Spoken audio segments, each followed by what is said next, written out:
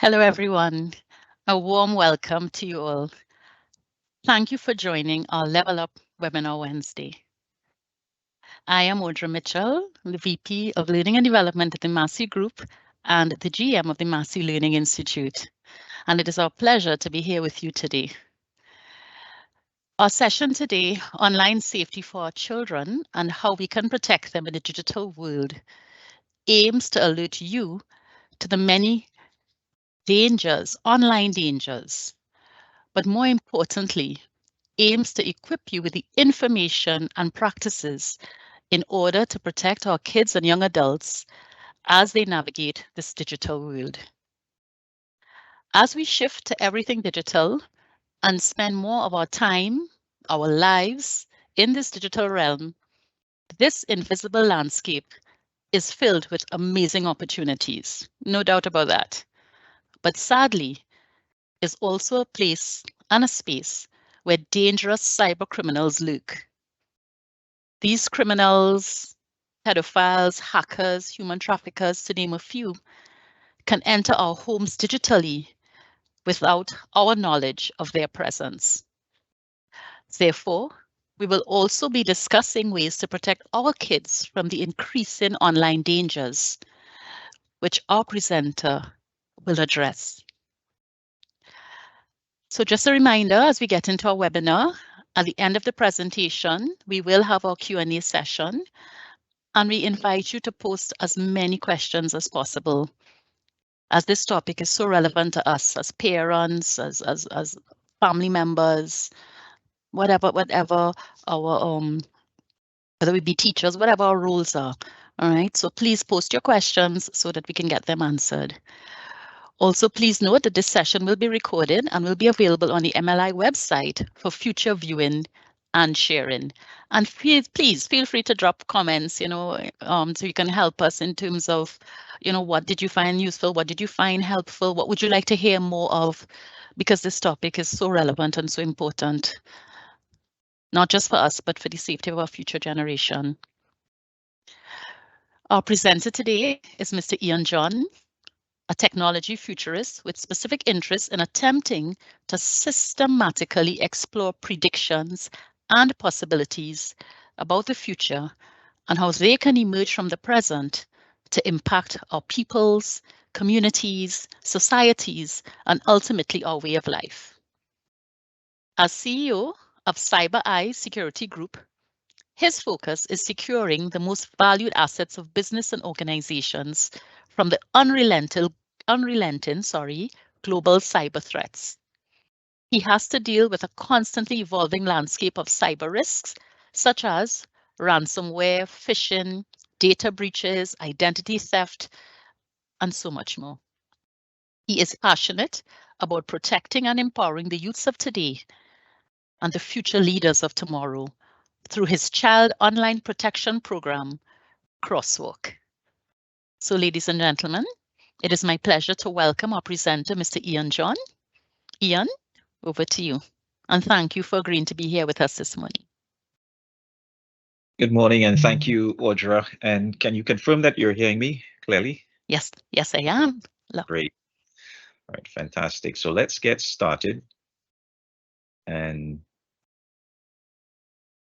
just confirm that you are seeing my screen. Yes, yeah. Okay, perfect. So good morning again, everyone. This is a topic that is very important. I feel very strongly that each and every parent, every young adult, every kid should be educated on navigating the digital world and understanding the dangers. Just as we, as young kids growing up, we had to go through safety. How do you cross the streets, right? You remember that.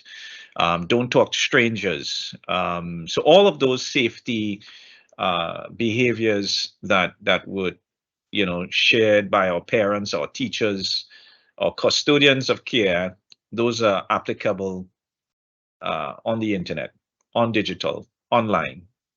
So we have to find a way to be able to firstly understand the dangers, share those dangers with our kids, share it in a way that they clearly do understand the risk, and ensure that we update ourselves with some of the evolving threats uh, and the safety recommendations. And also monitoring is very important as well, right? So you have to stay on top of what your kids are doing, but we'll come to some of the recommendations. So our online safety for kids, or social responsibility, it's called crosswalk. So think about the zebra crossing as you cross the street. What we're seeking to do is to provide that knowledge and information so parents and kids and young adults, and this will take you into your years of adulthood as well. Um, you know exactly how to navigate this digital space that is becoming increasingly dangerous, keeping your data safe, keeping your finances safe, and of course your uh, life as well. Okay. So CyberEye, very briefly, we are a cybersecurity company. We provide cybersecurity services to organizations, protecting their most valuable asset, which is their data, their systems, allowing them to continue to operate, minimizing disruptions, mitigating and really eliminating risk as far as possible. And we operate throughout the Caribbean with global experts in the UK, Singapore, and other territories. So this is a warning. This is, the warning that comes before your mature audience. So to say that we are going to be having a discussion, and some of the topics and some of the things we will discuss are really unpleasant.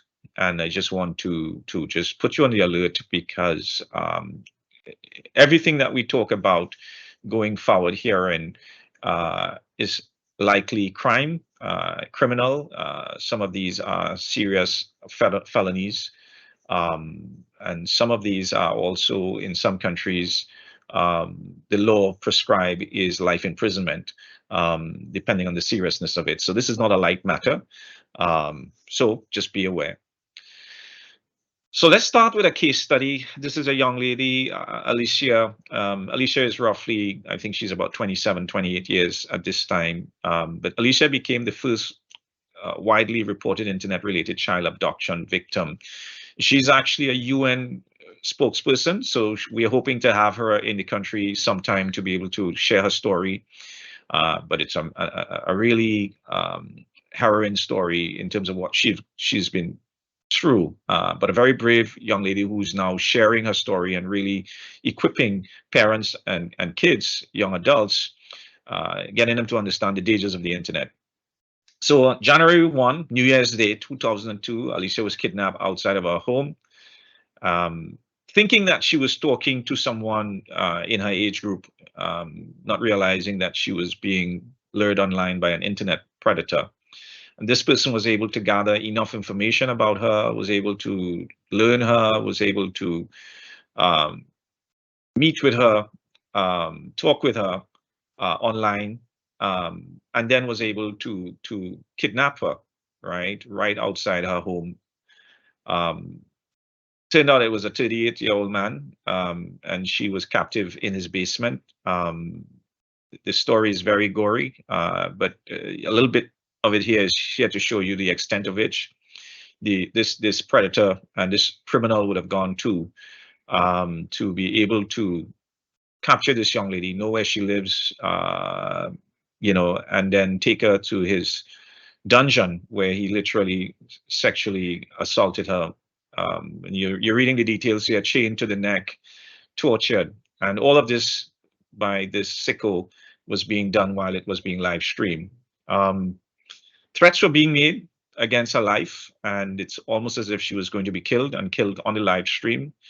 And thank God that the one of the persons who were looking at the live stream had the heart to tip off the police, the FBI. And I think the success story here is that the FBI, in this case with law enforcement, had the tools and the capabilities to move in very, very quickly and use the technology to be able to locate the victim simply from using the technology, being able to locate the victim.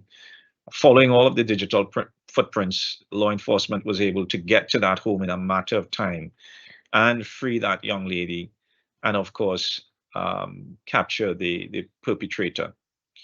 So this all started from social media. This all started from the internet, right? And this is not an isolated affair. At least it just happens to be one spokesperson who is strong and resilient and doesn't want anyone to go through this again. Unfortunately, her experience is something that is happening all around the world, including our countries in the Caribbean. We know for sure cases in Caribbean countries, Latin America. So feel free to go online and share this story even with your kids so that they understand the reality of what we're dealing with. So let's talk about how something like this would happen.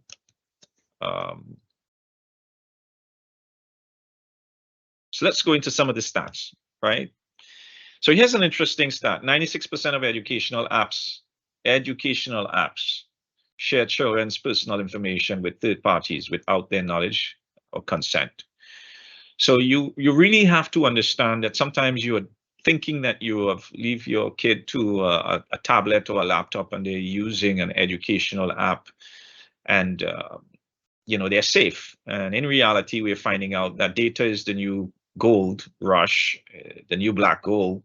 And so a lot of those educational apps, particularly if they are free apps, you are the product, meaning your data is what they're using to sell. So they give you the app, but they're really trying to sell your data. And in selling that data, sometimes our kids' names are their emails, their contact information, all of that is used to authenticate, to validate the account. And therefore that information becomes information that is shared. We don't know who purchases the databases. We don't know who have access to the databases, but the fact is that it's information that is shared. So something to think about in looking at the privacy rules of some of the applications that you allow your kids to share.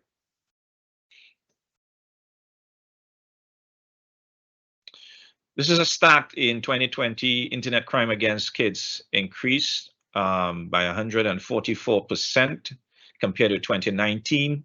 And so we know that there is a correlation as kids would have moved online for online education, and we would have been in the throes of the COVID-19 pandemic. And as a result of that, the pedophiles and the online cyber criminals had a field day in terms of really targeting young kids and even young adults online as well. And note the word that is used: internet crime against children. So it is a crime. Okay. And this is worldwide, by the way. So I don't want parents to think that they are isolated. All right, 26% of children age 8 to 15 have lied about their age in order to access social media platforms. Now, I think this is one that is very disturbing. Think of your kids, many of you, your kids 13, 12, 14, 15, right?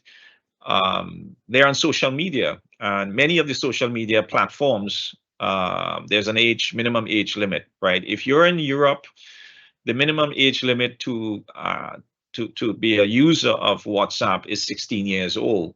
And of course, the European Union understands clearly the dangers and the risk of having young kids or even having teenagers using WhatsApp. So there's a lot of information, but in the interest of time, this is where the targeting takes place. A lot of times, kids are targeted and they think they're speaking to kids, but they're actually speaking to an adult. So the profile of that kid might, and the photo of that person might be that of a kid. They might be the friend of a friend. So the kid is seeing that this is a friend of my friend, and therefore they start targeting the kids, and they're thinking that they're sharing with kids. They're thinking they're communicating with kids, and the conversation starts very innocent, and then it escalates into sharing of pornography, sharing of inappropriate links, and those subsequent steps escalates into the actual crime taking place. But in essence, what they're doing is these professional cyber criminals are actually grooming kids.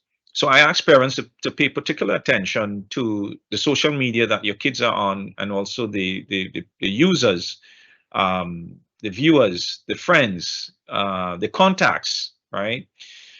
We all know that if you use WhatsApp, WhatsApp has access to all of your contact information, right? So all of your contact information is then downloaded into WhatsApp, and there are implications there as well, much like for Instagram and some of the other social media platforms. So there's a reason why there's a minimum age limit, and it's really to protect your children. But in essence, you also need to understand the privacy rules of some of these. You do understand that it's very open, and a lot of data can be shared about your kid, and that gives access to pretty much anyone out there in any country. Disturbing. 1 in 4 children have been victims of cyberbullying, and cyberbullying in many of our countries, including Trinidad, but across the world. Many of the kids who have been victim of cyberbullying have actually moved to the point where they've committed suicide. And it's only at that point in time their parents realize the extent of the effects of cyberbullying. So this is not something where someone just puts a post and they say something about you. This is really extensive, where there is some level of control. And the abuse is to the point where the victims take action because they feel that there is no way out. So like physical abuse, like emotional abuse, cyberbullying is real, right? And can have detrimental outcomes for your kids. So again, one of the things you want to do is you want to make sure that you continue to have open dialogue and conversation with your kids. What has happened? Who are you talking to on the internet? Why are you looking depressed today? It really requires that type of relationship. About 1 in 7 children has been contacted by online predator. Yeah, that's the reality of it. Also, children are likely to have seen pornographic material online by age of 15, with 11 being the average age. Now, I'm going to say something that is very disturbing. When we go out to schools, when we meet with parents, when we consult with principals and teachers, there are kids who are as young as 6 years old who are addicted to pornography, and they will have been exposed to pornography by either seeing it on their parents' laptop that they share, that they allow the kids to do their educational stuff, but the kids are just clicking, and they are able to click, and they go to the links, and they never say anything.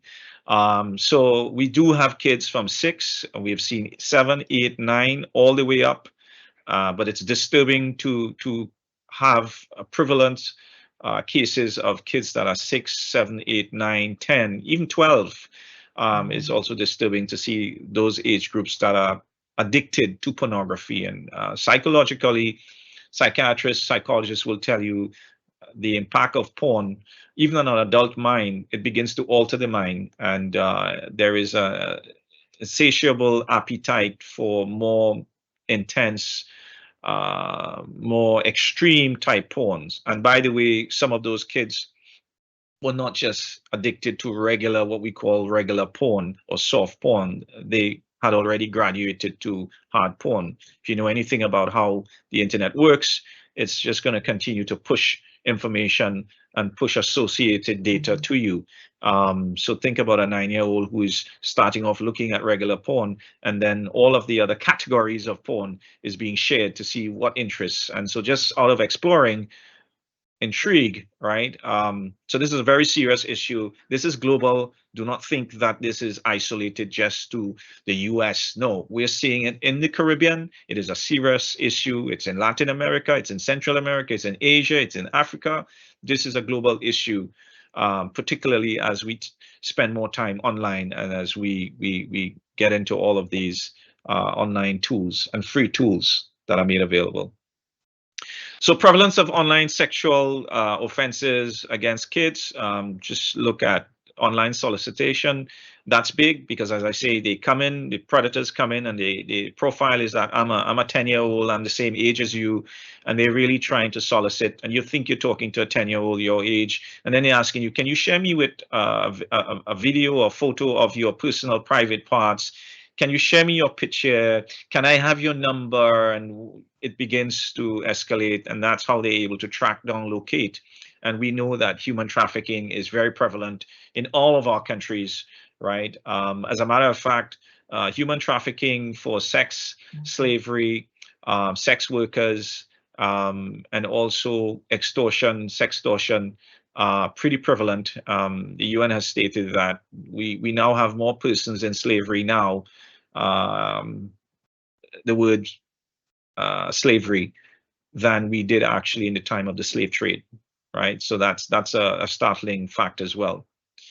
So online sexual abuse, yeah, 15%, and that can take many forms. And then image-based sexual abuse, again, really, again, that we've seen that prevalence as well. Non-consensual sexting, I think we all know what that is, but just imagining escalating the points of sexting with your 8-year-old, 9-year-old, 10-year-old, 15-year-old, inappropriate material, they eventually graduate. And so one of the things we would say to you is you always want to look for any sudden change in behavior, any sudden change in performance at school, any sudden change in moods, any sudden changes in wanting to be by myself, or just cannot give up this device. We recommend that you put rules around the devices and where the devices can be viewed and how much time they are allowed to view devices. Self-produced child sexual abuse images, we've seen quite a bit of those as well. We've had many instances of that in across the region. In some instances, the law enforcement have had to get involved. A lot of times, it can also be part of the revenge porn. So think about, I'm in a relationship, I have a boyfriend, yeah, 10, 13, 14, and he asked me to share a pic. And then we are no longer boyfriend, and then that information now goes out and it's being shared with others. And then those photos end up on the internet. Just remember that, and you have to educate your kids. Whatever goes out on the internet, whatever goes on online, stays there forever. Yeah, it's gonna remain. There's no way of pulling it back, and you have no idea. We know of persons and cases where persons have been through this experience as a young child, not knowing, as a young adult, not knowing the implications, and they're now adults trying to enter into the workspace, and all of their nudities and those photos remain online, and they have to explain what happened. It is a real devastating experience for young adults to have to not be able to move on, but have to relive their past pains, right? So wanted to share with you the extent and the type of attacks and the prevalence of these attacks. And let me just say something. When we go into schools, the reality is, I don't want you to think my child will never. All the little angels that we think we have, they're all susceptible to this. They are all susceptible to this. So the first defense is to make sure that you educate yourself, you educate your children, you put rules around the use of those devices, and there are a couple other recommendations I would put forward. Let me just move quickly, just 5 more minutes. As I say, this is usually a very intense workshop. So I think we went through some of this, but just to say that 89% of online predators victims are contacted through chat rooms and instant messages, right? And we're all using Instagram and Snapchat and WhatsApp. So again, very, very careful about those groups when you join groups. When the kids join groups, who are in those groups, right? Again, 82% of child sex crimes start at what? Social media contact. Again, social media. So who's in the association of the kids? What are they talking about? You as a parent, I'll just share you my experience. My kids up to the age of 18 were not allowed to go into their rooms with a laptop and sleep with a phone. So you would have to check that phone in and that laptop in at the minute you finish your homework. And by the way, if you're working on your homework, your door is open. So by the way, everything on your device, I bought it, I can check it. I can still do that now and they're in their 20s. I can still do that now. I have that right. I'm not ever giving up that right once you live under my roof. You can implement firewalls or devices, internet routers, devices that allows you to filter data. Know that these kids are brilliant. And there are many, many stories of their brilliance I can share with you. But suffice it to say, the first thing is having conversations with them, open, honest conversations that they can come and talk to you about anything without the fear of, mom blowing off the lid, mom jumping to conclusion. Dad is just going to smack the hell out of me if I tell him that, this happened. You have to let them know that if ever anything like that happened, and they should be able to identify it, and they should not talk to strangers, and they should only keep their friends in their groups. But you should be able to go in and see who is this, who's that person. The filters can help to some extent as well. Right. In 91% cases, internet predators attempt direct one-on-one communications with children. Again, 91% of the cases, right? And in 6%, they post online content, solicitation of a child. So if they have email addresses that they get from your kid, they'll send a link. So you have to teach kids about phishing, not clicking on links. But we've heard cases of young children, again, some of the 8-year, 9-year-old, how they got hooked on porn. Someone sent them a link, they clicked on the link, and the rest is history. From there on, their world was opened up. They would never be the same. They are no longer a child. They were exposed to all of that, and they have to go for therapy and go for help to help rehabilitate, to get them to focus again. In 74% of cases, child predators on the internet communicate with each other. So listen to this. It's a network. Some of it is called the dark web. So they communicate with each other to offer or solicit specific children. So it's you've seen when the FBI cracks a case or a network, you'd see that they are cracking and they are arresting folks in territories in the US and in Europe and Latin America or Caribbean simultaneously, because that's a network. Those predators have been sharing information. They have been sharing child porn. They have been abusing kids online, and sending money to get photos and to get videos, etc., etc. So just to say that this is also organized crime, right? So in the interest of time, some of the core issues: access to inappropriate materials, access to violent games. This is another issue that you have to be mindful of. Your kids, some of those games are so realistic that they are witnessing and they are killing and they're murdering and they're seeing blood splatting and the gory details. So they're normalizing violent behavior. And that's not fine for a young adult, a child, or even a young adult to be experiencing that sort of realism in terms of violent games. Again, cyberbullying led to suicide, led to self-harm, led to self-cutting, human trafficking. Most of the human trafficking cases starts on social media. And again, it takes time to groom, and there are persons playing different roles. I'm going to say it as gory as it is. So human trafficking for sexploitation, for slavery, for human organs harvesting, right? Those are all real. And then you have the identity theft, where kids who use their parents' laptops or use their parents' devices, they can be used as the point of contact to laterally steal data and steal identity from their parents. Another one that I wanted to just raise is AI assistance with school.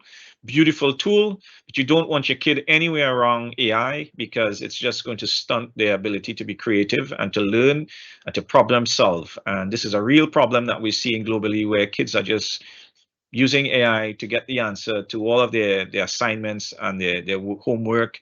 So if you notice that the grade has exponentially went up from a 40%, 60%, and A student, yeah, something to look at. So I know that we have a tight time, and so moderator, I can pause at this time and see if any of the questions can come out of some of the discussions, probably. Unless you wanted, I see you have your slide here on impact. Do you want to just touch on impact and then we can switch? Yeah, I can touch on impact, and then very quickly, I've been talking about some of the recommendations, but there might be a few that we can talk about. So we talk about psychological impact of sexually explicit material on kids.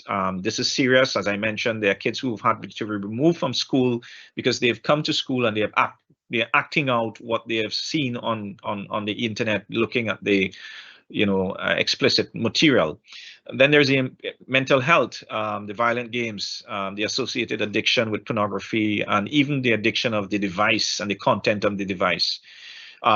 Self-esteem issues, suicidal as a result of cyberbullying and peer pressure online, child abuse, the kidnapping. Again, we talked about the financial and social impact of identity theft, and then we talked about the students' performance and their dependency on AI and other learning tools once they have killed their ability to stimulate that intellect from their brain cells.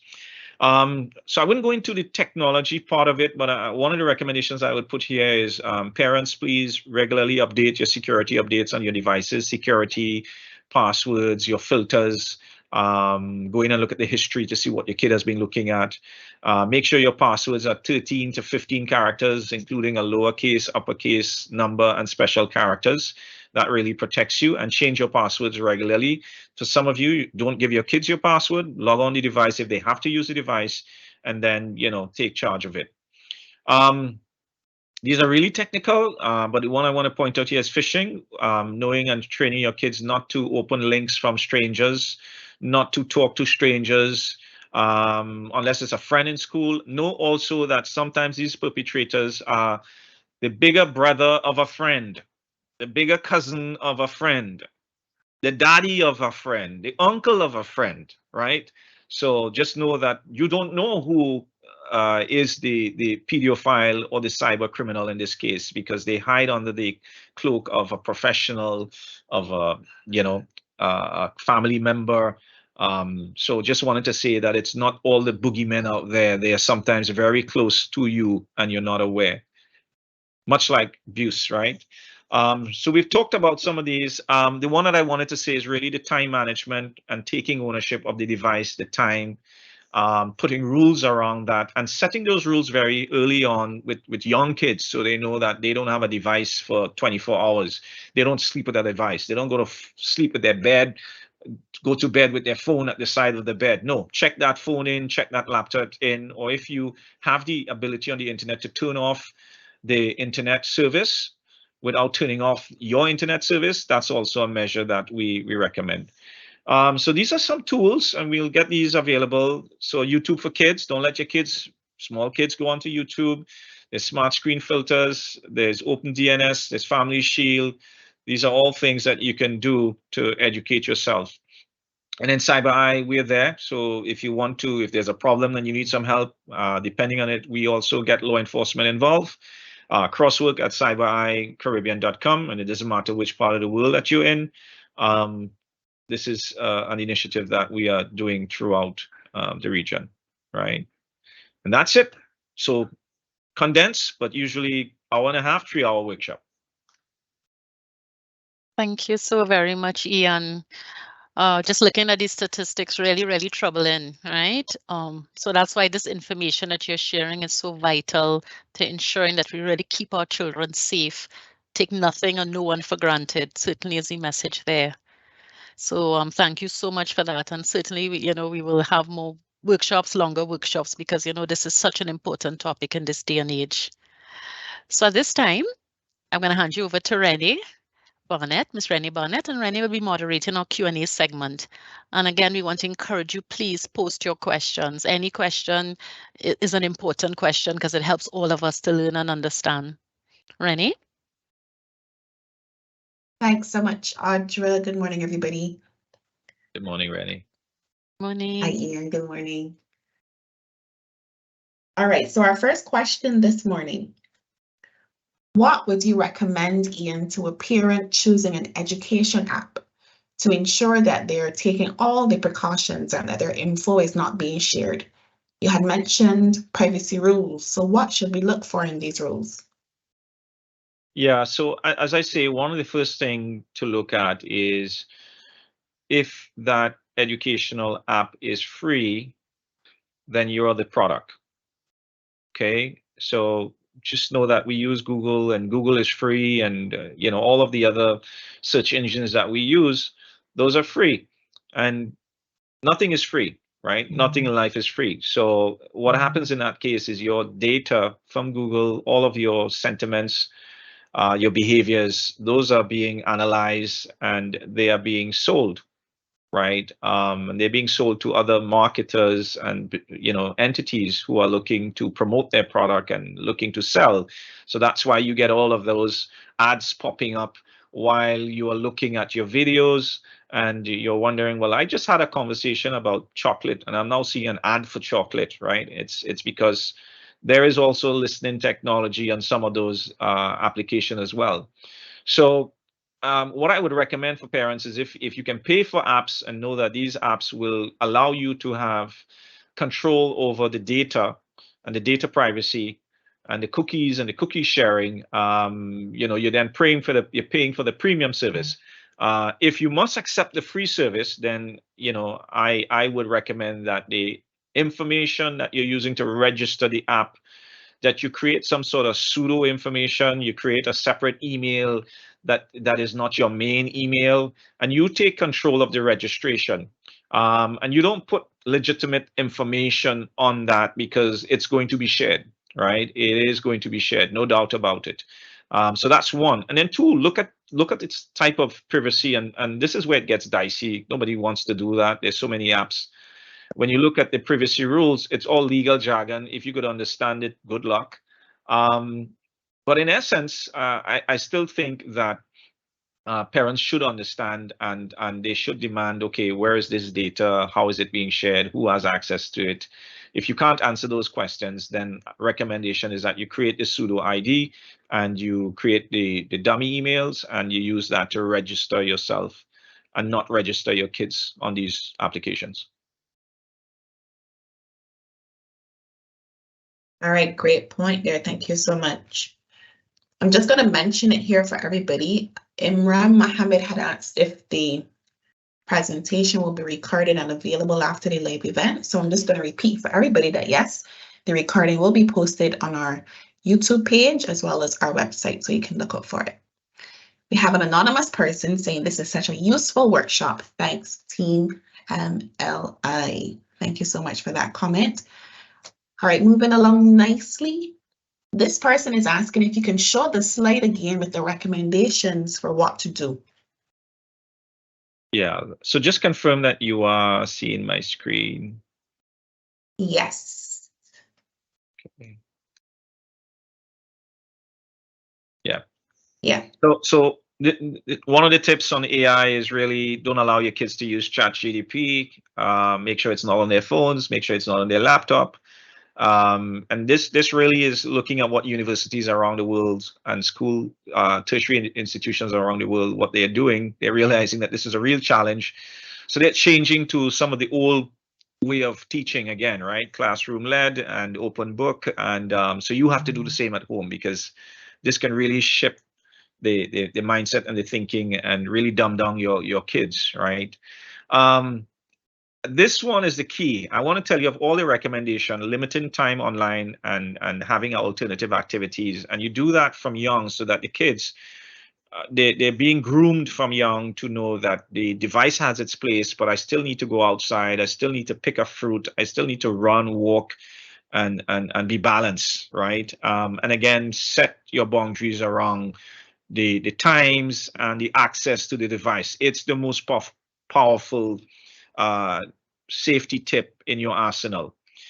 Some of the other ones would be, if you have a VPN at home, you can mask your IP address. And I don't know, I don't want to be too technical, but there are ways of finding you using IP tracking. I can actually find exactly where you are right now. Yes, right? So it's a bit intrusive, but if I use a VPN, it means therefore when you try to do a search on me, I can be in France. Next 5 minutes, I can be in the US. So okay, I'm using a VPN. I'm not an easy access. I'm not an easy target, right? The phishing and detection is really making sure that all of your devices at home, that they are up to date with antivirus, and they also run firewall software, right? So threat detection, those are all part of the Microsoft suite now.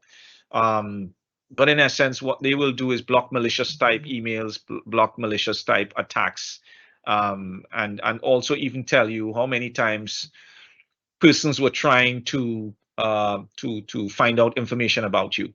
Yeah.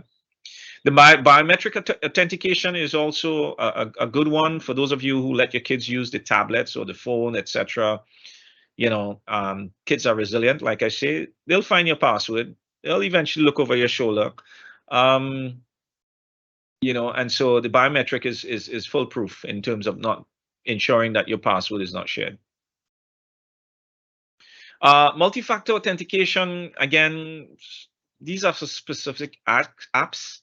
But again, how many parents would have this on their device? And it's really on the parent's device, but there are parents who put it on the kid's device, so they know when the kids are trying to access certain applications, or when they're actually trying to access the device, and typically they're the one approving it too as well, right? I mean, this is really serious, and it's to the point where it's chronic, right? We just don't hear about it. But I'll say to you, I was saying to Audra previously, before we came on the call, when we do a session with a school, you get in a room with parents and teachers, and everybody's quiet. And then when one parent begins to share their experiences and their challenges, then you have half the room saying, "Oh my God, I thought I was the only one going through that issue." So it's really something. I'm sure there are many of you online, you would have had some experiences on this call. If not, you go away, you do your search, you do your research, and then I've had parents come back to me and say, "Oh my God, Ian, thank you so much. I went on my kids' devices and I did find stuff, and boy, I've changed a whole lot of rules." So when you go away from this session, don't just go away with the knowledge. You have to make sure you turn this into meaningful action, even if it is to monitor. Monitoring is extremely, extremely critical, right? Encryption can be expensive, so I don't necessarily, but I mean, if you use O365, Office 365 in the cloud, it comes with levels of encryption. But the passwords are extremely important. 13, 15-digit password, as I mentioned before, one uppercase, lowercase, numbers, special characters. You change it regularly. You don't share your passwords, right? And then making sure that you are constantly updated with your virus, antivirus, etc. software. And the other one is key, open discussion with your kids. After this session, you plan on having a discussion with them and letting them know how dangerous it is, and letting them also know how they need to take precautions, letting them know that they are free to come to you and to have any conversation, no matter how disturbing, no matter how horrifying. But you also want to train them in a way where they very easily can detect something is strange. And Mom, I wanted to ask you, do you think this is, look at what came in from this guy. He's a guy in my class. Because we're also seeing abuse being perpetrated by other school classmates, persons in the higher forms, where they prey on the younger ones as well, right? So the identity or the characteristics of a cyber attacker, you can't really put it in a box. You can't list out a series of characteristics and be able to point them out and identify them. They can be anyone. They can be in your home as well. Yeah. So I hope that helps, Renee. Yes, I'm sure it did. Thanks so much for reviewing those tips. You mentioned AI. So can AI be a new method by which children are targeted? Have you seen any cases as yet? Absolutely, absolutely. So AI there are hundreds of cases all over the US and Canada, and we've come across a number of very, very intricate cases where AI has been used to perpetrate attacks on individuals. And so I think more disturbing is generative AI, right? Generative AI basically allows someone to be able to pick up the phone and call another person, but the voice can be that of a child. So for instance, you can mask your voice. There are cases right now in the United States, and I wanted to show one of those, but because of the time, in essence, where AI is being used to extort, defraud, and even mislead persons because they think they're getting a call from their parent, they think they're getting a call from a friend, but it's really the ability to sample and to mask the number. And so in some instances, persons have been tricked into sending money. I know of one case we were tracking. This was in, I think it was Phoenix, where a man was called allegedly by his son. Dad, I got in an accident. I have to be rushed to the emergency room. And before I can be operated on, they need you to send $10,000 to this account. I'm going to send that to you immediately, the account. And so the father did, sent the money, made the payment, called his son, to see if he was in the surgery or if he came out of the surgery because he was making his way there. And then the son said, Dad, what are you talking about? And he could not tell the difference between the AI voice being fake and his son voice. It was that real. And so there are hundreds of cases of this. So just saying that this is evolving. The technology is becoming more available to all. And therefore, this is something we always have to be on top of. What is the next trend, the next cybercrime trend? And some of it spills over into physical, starts off as cyber, but then it can spill over into physical crime as well. Wow, thanks so much for sharing that one. All right, our next question is from an anonymous person. What is your opinion on Khan Academy? On what, sorry? Khan Academy, Khan. Oh, I'm not familiar with it. So you can ask them to send some information on it, the link, and we'll take a look at it. Okay, sure, no problem. Sounds like an educational site. Yeah, sounds like that. All right, the next question here. The new Trinidad and Tobago education policy speaks to children using online education platforms. Will CyberEYE be a part of this build-out to ensure protection of children's data? Yeah, so we definitely would be a voice when we see something that is a risk, potential risk. We definitely would stand up and look at legislation and see what changes or what amendments or updates has to be made in the legislation to make sure that our kids are protected. But I think we all know of the laws being on the books. I think it has to move to one, resourcing, and also ensuring that the right resources are in place to be able to enforce a lot of these legislative restrictions or laws, right? Because it's one thing to have the legislation, it's the other thing for things to just be done, and then when you get to law enforcement, or we don't have a precedent, or we don't have the tools, or we don't have the knowledge. So in essence, I think it's a reality. Yes, we will help, but we'll be pressing to develop the business acumen and the government acumen in terms of responding. Sorry, I had a call coming in that disturbed. Yeah.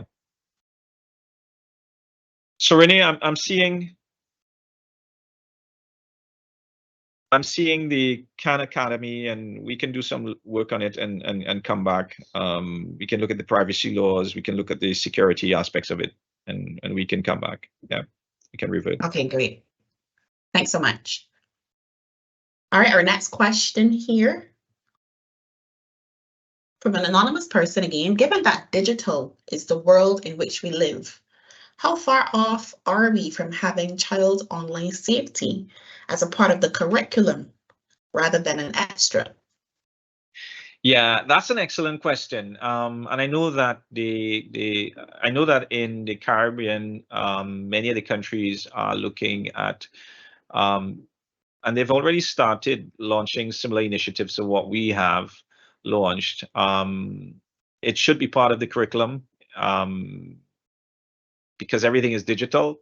And I know that's being looked at. At which stage it's at, I'm not sure. But you know, it takes a while to get things to be part of the curriculum. But what we're doing, we're going out to all of the schools, educating all of the teachers, the parents firstly, and then of course creating a program for the younger kids, and then some sort of incentive programs for the older kids. And we're trying to have the program adopted in the other countries, make the blueprint available to any of the other islands that are interested in, and this is just to hasten while they try to get it onto the curriculum. Yeah.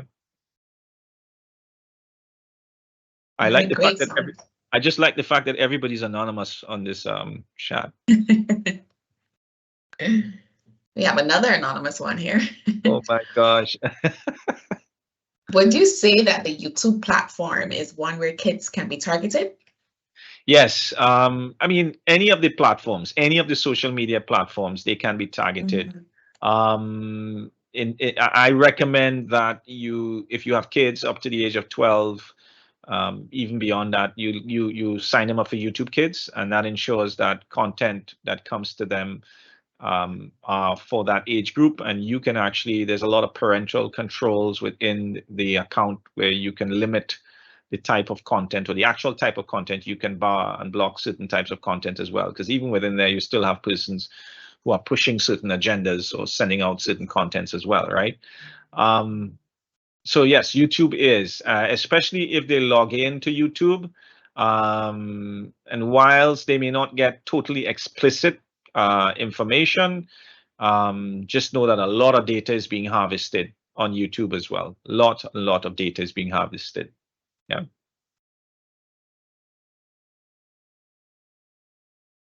Okay, great, thank you. You mentioned earlier that the VPN was one of the tips for cyber safety, but can we go about doing that individually? As opposed, I know it's in the organizations, but what about individually? Yeah, absolutely. I mean, you can go on to, you can purchase a VPN for your laptop, not very expensive. You can purchase a VPN for your phone, again, or even the tablet if the kids are using it. There are also licenses that are multiple devices as well. So you can share that account across devices. And as I say, it's not very expensive. And it's very easy to activate. It doesn't require a whole lot of technical information, right? Okay, great. That's a great tip. Thanks so much for that, because we didn't know that. All right, our next question here. You indicated that in Europe, that there were laws and guidelines on the age of the use of the platforms. Do you know if the region is going to move to adopt such a legislation?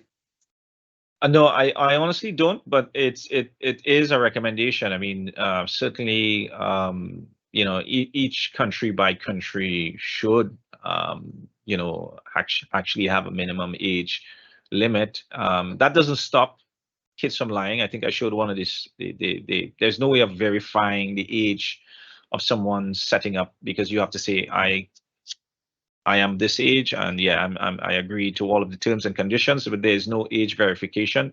I am sure in the future the internet will get to some point in time where some of your digital ID may have to be shared and used to be able to verify that. But as of now, That's not the case. And so we have a lot of young kids who are going on, logging on and lying about their ages, and they have access to all of the material. Why? Because they want to talk to their friends and they don't want their moms to know or their dad to know, and they just want to have these private conversations. So that's why looking at their devices, seeing what's on their devices, you paid for the device, right? Your money bought the device. They live under your roof. They eat your food and they do everything. So by all means, that's my rule. I can look at that device whenever I need to. I can see any data on that device whenever I need to. Pretty much that's how you're going to have to treat with it until any but the legislation doesn't solve the problem because human trafficking is rampant in Europe, and so too all of the sexploitation and all of the other cyber crimes that we spoke about today is also very rampant in Europe as well. Interesting. Thank you so much for that response. I have a question here. What is the youngest age group? But I'm not sure what the person is referring to. If they can just follow on and give us a little bit more, I'll ask the next question to give that person some more time. Follow up on the VPN topic. Can you recommend any VPN software that can be purchased?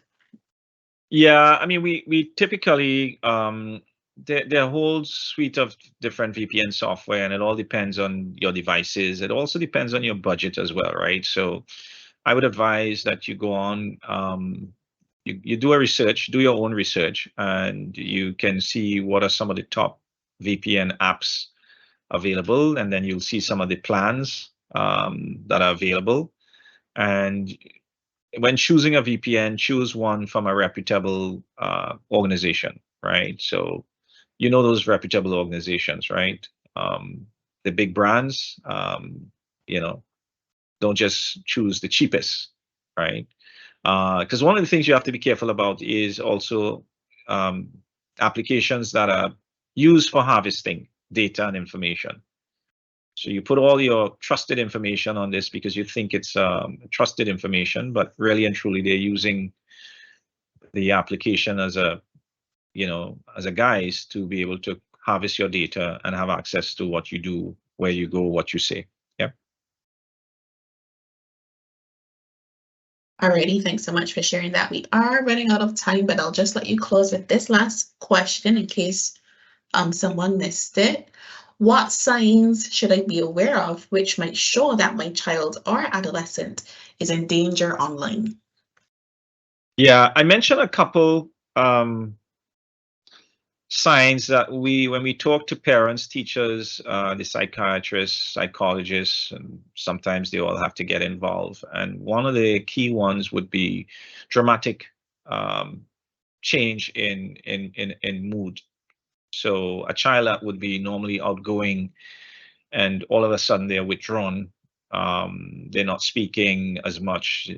They are into themselves. They are spending a lot of time by themselves. They're in their room and they appear to be busy with homework, or they have assignments, or they have something that they need to finish. That's usually an indicator, and we know that when we see the kids behaving a little out of character, we like, what's going on with him? You know, yeah, I noticed that over the last two days. So one of the things you have to actually do is go back and trace when did that first begin, and is there an event that may have happened that may have triggered it? So you have to observe your kids when they come home from school, right?